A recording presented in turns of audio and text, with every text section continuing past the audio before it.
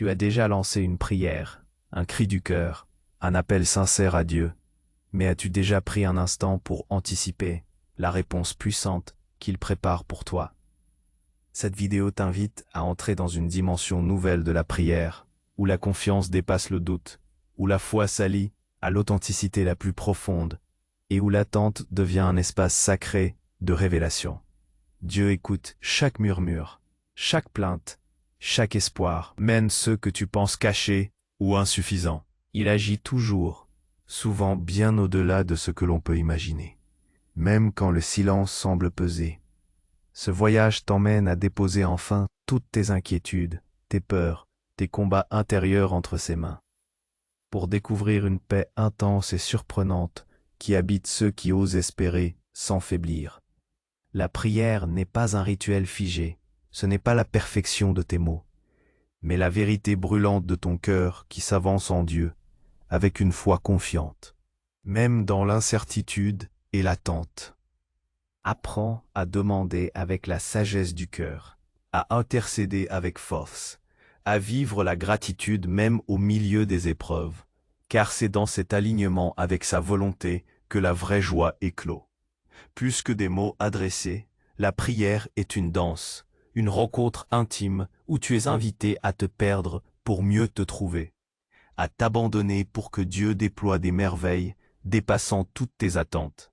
Reste avec cet appel vibrant, cette invitation à t'ouvrir à ce que Dieu prépare silencieusement.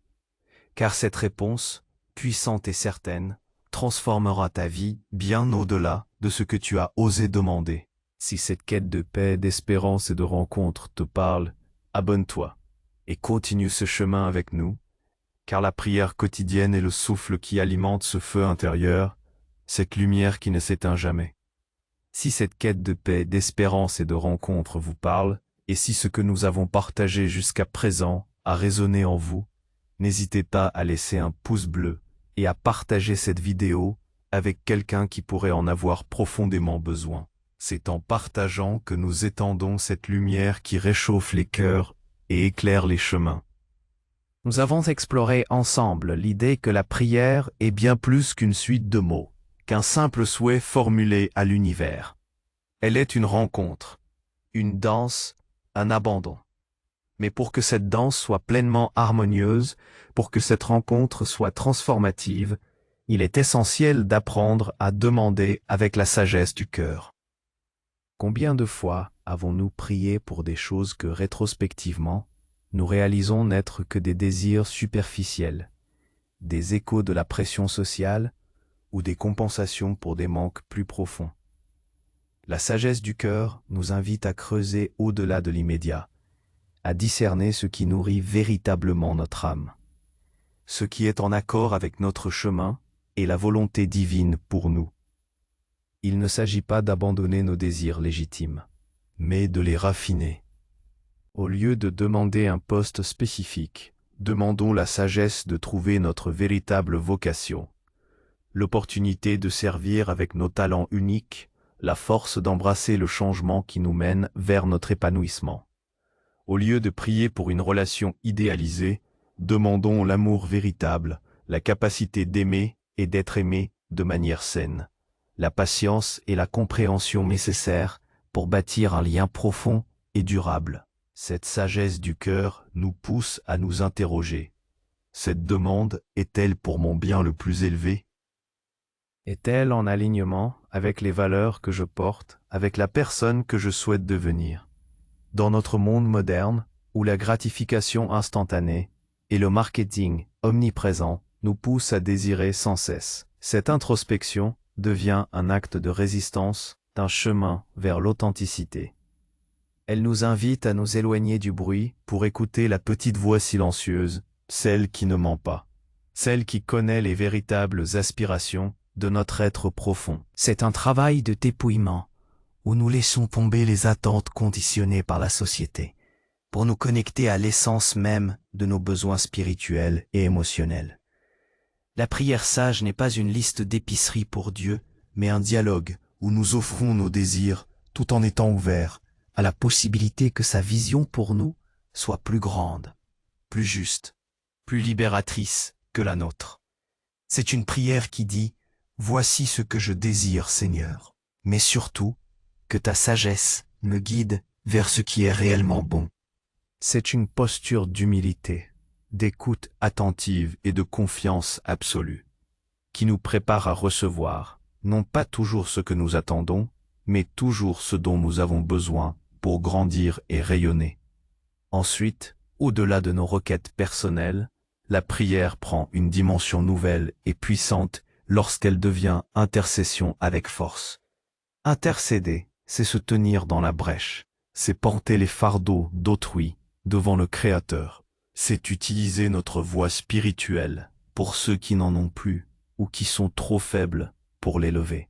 Dans un monde saturé d'informations, où la souffrance semble parfois omniprésente et écrasante, il est facile de se sentir impuissant.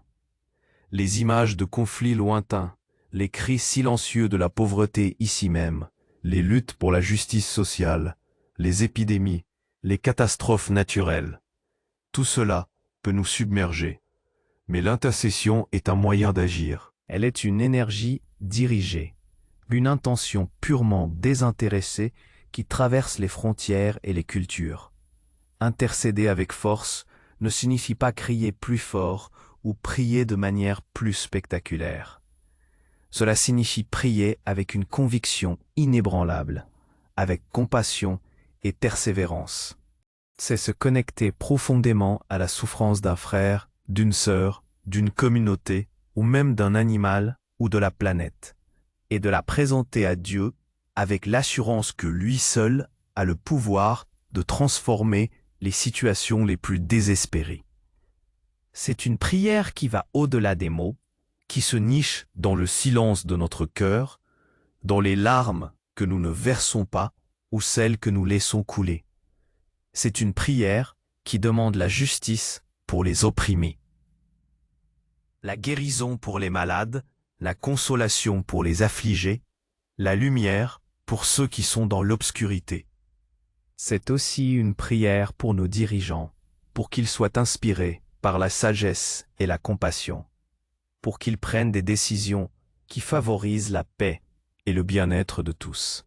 Cette force de l'intercession réside dans l'amour. Lorsque nous intercédons, nous nous décentrons de nos propres préoccupations pour embrasser celles des autres. C'est un acte d'empathie radicale qui nous rappelle notre interconnexion. Les exemples modernes sont nombreux. Une prière pour les réfugiés cherchant un abri, pour les soignants épuisés, pour les jeunes en quête de sens, pour ceux qui luttent contre la dépression ou l'anxiété. L'intercession tisse un réseau invisible de soutien spirituel, rappelant que personne n'est vraiment seul. Elle nous change, nous aussi, en élargissant notre cœur et notre perspective, nous rendant plus humains, plus compatissants, plus conscients du tissu complexe de la vie. Elle nous pousse à ne pas rester passifs devant l'injustice, mais à nous engager, d'abord par la prière, et ensuite, potentiellement, par l'action que cette prière inspire. Et si nous parlons d'action, de transformation, il est impossible d'ignorer le pouvoir de vivre la gratitude, même au milieu des épreuves. C'est peut-être l'un des aspects les plus exigeants et pourtant les plus libérateurs de notre chemin spirituel. Il est facile d'être reconnaissant lorsque tout va bien, la carrière est florissante, les relations sont harmonieuses, la santé est au rendez-vous.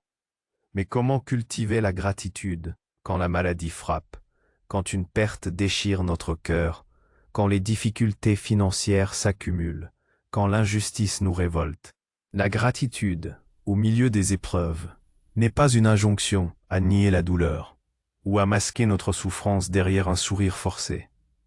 Ce n'est pas une forme de positivité toxique qui nous demande d'être heureux quand nous ne le sommes pas. Au contraire, c'est une invitation à chercher les éclats de lumière, les leçons cachées, les forces insoupçonnées qui émergent précisément de ces moments sombres. C'est reconnaître que même dans la tempête, il y a des ancres, l'amour de nos proches, la force intérieure que nous découvrons, la beauté persistante de la nature, la simple réalité du souffle que nous prenons. Par exemple, une maladie grave peut nous forcer à ralentir, à réévaluer nos priorités, à apprécier la fragilité de la vie et la valeur de chaque instant. Une période de chômage peut nous ouvrir à de nouvelles opportunités, à développer de nouvelles compétences, à découvrir une résilience que nous ignorions posséder.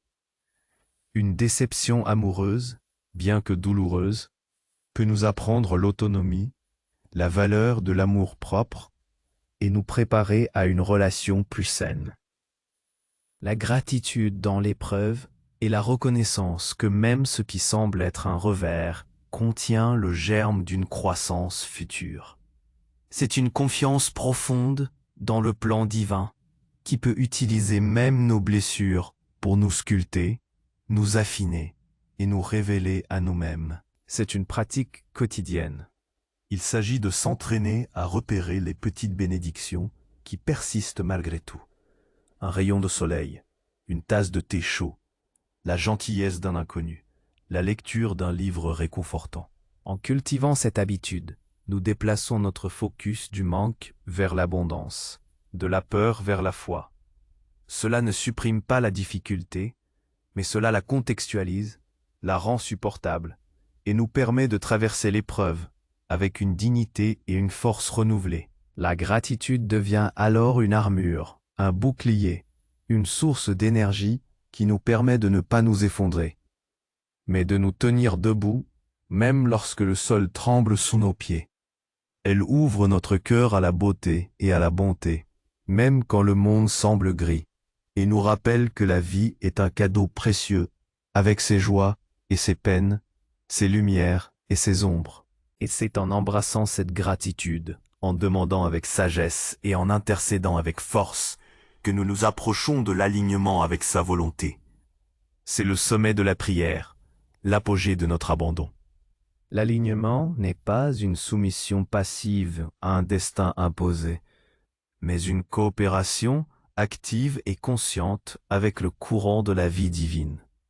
C'est reconnaître que notre vision est limitée, que notre compréhension est parcellaire, et qu'il existe un plan bien plus vaste, bien plus sage, qui englobe toute chose. Dans notre quête de contrôle constant, l'idée de s'aligner sur une volonté supérieure peut être intimidante.